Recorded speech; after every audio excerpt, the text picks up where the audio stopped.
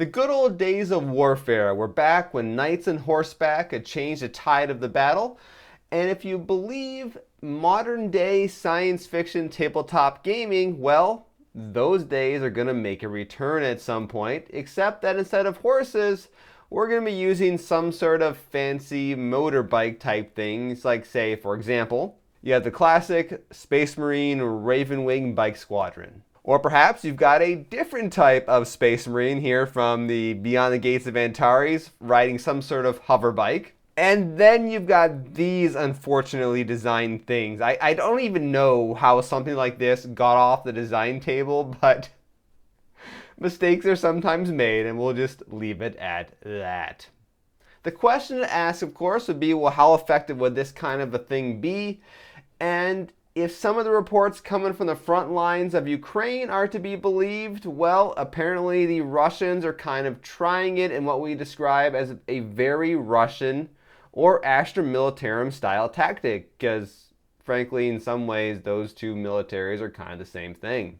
But more on that a little bit later. Historically, well-timed cavalry charges could turn the tide of a battle. For example, here in 1683 with the siege of Vienna, when the winged hussars arrived charging down the mountainside, they broke the siege and saved the city from the Ottoman Empire. Of course, you can't forget that time that Gandalf led that epic cavalry charge to break the siege of Helm's Deep and the Two Towers. And sometimes, though, if you didn't think things out very well or the weather was not on your side, it ended in a bit more of a disaster. For example, the Battle of Agincourt. Now, I'm not sure this picture really does the battle justice. From what I can tell by reading some of the commentaries on the day, the English were set up on one side of a tree-lined field. This is going to force the soon-to-be attacking French knights to a relatively small choke point, which would negate their numerical superiority. And to make things worse for said knights, it had been raining for a few days, and that field was actually a mud pit. So when the attack kicked off, the knights ran through mud, and it slowed them down quite a bit. You had English longbowmen launching arrows at them, and when those knights finally did reach the English lines, they ran into a new form of defense. That was the pointy stick stuck into the ground. Apparently that was a new thing back then. Hand-to-hand combat ensued for quite a while, depending on what you read, between maybe 30 minutes and several hours. Multiple waves of French knights tried to attack, but because of the choke point, they kind of got stuck in a bit of a parking lot formation.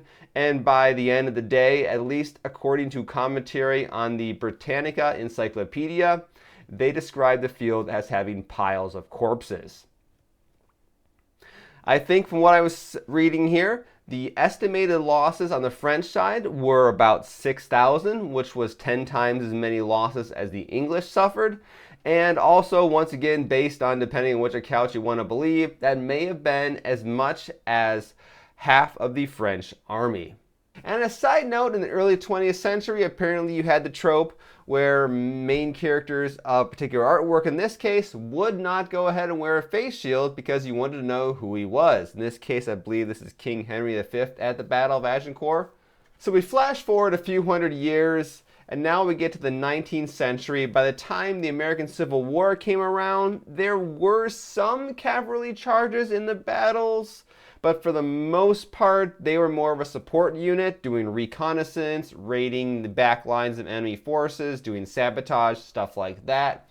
Cavalry charges back in Europe, well, they lasted a little bit longer throughout the entirety of the 19th century, and there were even some tried in World War I, and the Polish did try one at the very beginning of World War II, but it turns out that traditional horseback cavalry doesn't have a whole lot of ways of stopping the more modern armored cavalry. So the short answer as to what caused the disappearance of cavalry is firearms, both the small ones that you carried and of course artillery. That also played a major role, because as those weapons got longer ranged, more accurate, got rifling to give them more accuracy and things like that, they could basically just obliterate a cavalry unit long before those soldiers on horseback could actually reach the enemy lines and start causing a whole lot of damage. So when we get to the 20th century, we do start seeing the replacement of horses with motorcycles. And if you do some searches online for motorcycles in World War I, you're going to find places like this, which are like motorcycle fan pages, and they kind of give you a brief overview of what's going on. And here's a discussion on a forum about the Great War, World War I, about motorcycles, and then here's one more of said type article. Now, the one thing that's important to note about all these articles is what you're not seeing, which is a lot of specific references to certain things that happened during the war. Like, there's not a whole lot of discussion from the viewpoints of actual soldiers who rode these motorcycles and what they did with them. There's not really a whole lot of discussion, say, of referencing sources of maybe officers who commanded battles, talking about what they did with these motorcycles and what worked, what didn't. Which leads me to think that when it came to motorcycles in World War I, there probably were not a major factor in the success or failure of any battles. I mean, the First World War was definitely had a lot of major technological improvements. Airplanes, the tanks, you saw first heavy use of modern machine guns. You had, back in the line of airplanes, you had dogfights for the first time. You had bombing operations, Zeppelins dropping bombs on things. There was all sorts of crazy technological advances, and motorcycles are not remembered as one of them. So I think what these articles are mostly doing is they're looking at some of the historical photographs, for example, something like this, and they're kind of just commenting on the roles that motorcycles probably played based on how you see them configured. Now, I want to point out this picture right here, which is supposedly from World War I, because I'll be honest with you, with some of these images, I don't know the exact provenance of them. They kind of look like photographs from the time, and people say that's what they are, but, you know, this is not really my area of expertise when it comes to historical stuff. And you definitely had weapons mounted. Now here, I'm pretty sure they're mounted on sidecars. It kind of looks like this motorcycle up front here. It looks like the gun's actually mounted the fuel tank, but if you look to the one past it, it's the same type of configuration, but it clearly does not show it being attached to the fuel tank. The idea that you sometimes see in science fiction where the rider is the one operating the weapon of the motorcycle, that pretty much never happens, as best I can tell, when it comes to actual use of motorcycles with weapons being mounted on them. They're always seem to be mounted on a sidecar, so you had a driver and then a gunner of some sort. So here's another example of some sort of motorized regiment from the First World War, and you've got examples of motorbikes with somewhat armored sidecars with some sort of weapon mounted on them. And if we jump forward a few decades to the Second World War, this image here is supposedly of Soviet troops having essentially fixed mortars on the back of their sidecars. So they could basically position their motorcycles into place, drop some mortar shells on some target, and probably get out pretty quickly if need be.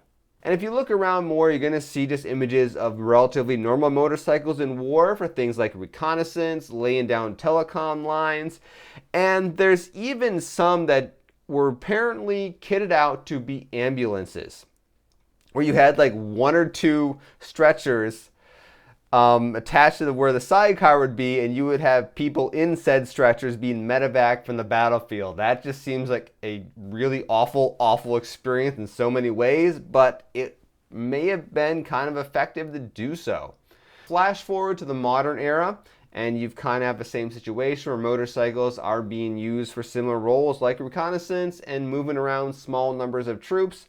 You can find some discussion like this. For example, here there's a task and purpose video from a while back talking about the use of motorcycles in modern warfare. And here is just one kind of random company called Zero Motorcycles that I just picked because they have essentially a page on their website about why, as a military, you want to go ahead and purchase their fancy electric motorcycle. Now we get this whole discussion here about Russia's invasion of Ukraine and how motorcycles are being used there. And there is a massive disclaimer I have to make up front. So when it comes to the current war in Ukraine, a lot of what you see over here in other countries is basically secondhand reports of things that might be happening. So just be aware, I'm essentially just repeating secondhand reports that I've seen on the internet and YouTube videos and other sources, and therefore I would not necessarily treat what I'm about to say with the absolute truth at the moment just because of the chaos of war. Someday this can all be sorted out with proper historical accounts, but today is not that day. So supposedly what the Russians are doing is they're essentially launching massive waves of motorcycles to essentially try and figure out where the weak spots are in the Ukrainians' defensive lines, and then they'll go ahead and launch a more comprehensive, stronger attack on some of the weak points in the Ukrainian line. And I call this a very traditional Russian military tactic because historically, the Russian military and Russian government doesn't care a whole lot about their soldiers and have no problem sending waves of them in to die if it means gaining some sort of very, very, very, very small tactical advantage in a battlefield. Also, hence the Astra Militarum joke, because I'm pretty sure when it comes to Imperial Guard and their attitude towards their soldiers, that probably comes from using traditional Russian military doctrine as a basis. Well, let's just ask the question then, how come we don't see motorcycle charges instead of horseback charges?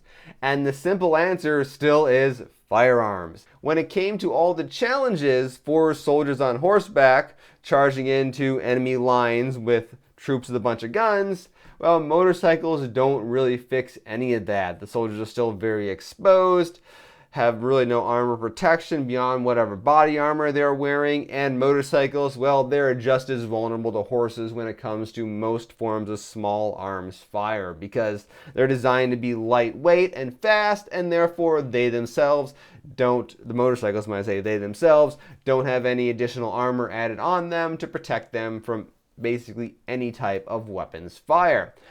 So yeah, motorcycles solve nothing, and therefore they don't really make motorcycle charges practical.